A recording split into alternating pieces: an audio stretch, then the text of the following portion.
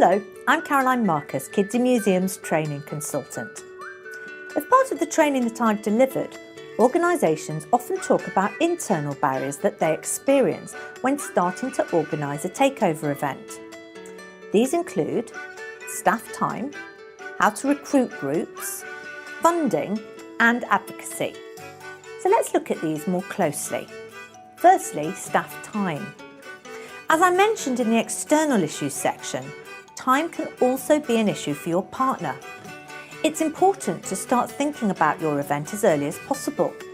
We announce the dates in early January each year, but do keep in mind that you can choose your own date if ours don't work for you or your partner organisation, and you'll still receive all the same support from Kids in Museums.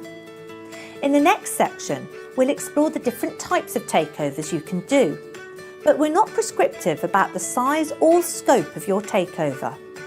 If it's not possible for your whole organisation to be taken over, think about starting small with a pilot project and then building up. If you look at our downloadable case study examples, you'll see how other organisations have scaled their events by partnering with other cultural organisations, working with a very small group, or even enabling one person to take over an aspect of the organisation. You don't have to do something new. It could be something that you're already doing, but that you want to improve, finding a creative solution to a real situation. Think about how you might evaluate the day with your participants and your partners so that you can then advocate for your own project. And please do share these results with us, as it will help Kids in Museums to build up a national picture. Once you've delivered your takeover day for the first time, you'll find it easier to plan it into your yearly event plans and scale up your ideas and embed practice. The idea is to eventually embed takeovers into your regular programming. But don't forget to register your events with us every year. Digital takeovers are also a great way to take over on a smaller scale. You can read more about our yearly digital takeover event on our site and also download digitally related resources. Here are a few examples. At the Museum of the Order of St John, young people matched emojis to objects and paintings. At Bristol Museum, young people created selfies based on objects. The Mary Rose Twitter 2017 takeover gave young people the opportunity to generate CV material, to gain new followers and retweets as far as Japan and Crete. So how can you recruit groups?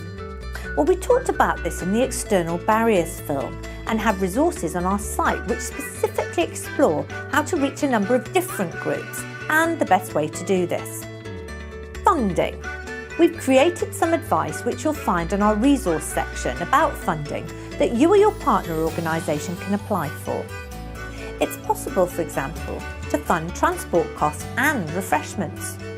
Don't forget that offering refreshments is a great way to attract young people, especially during or after a long day at school.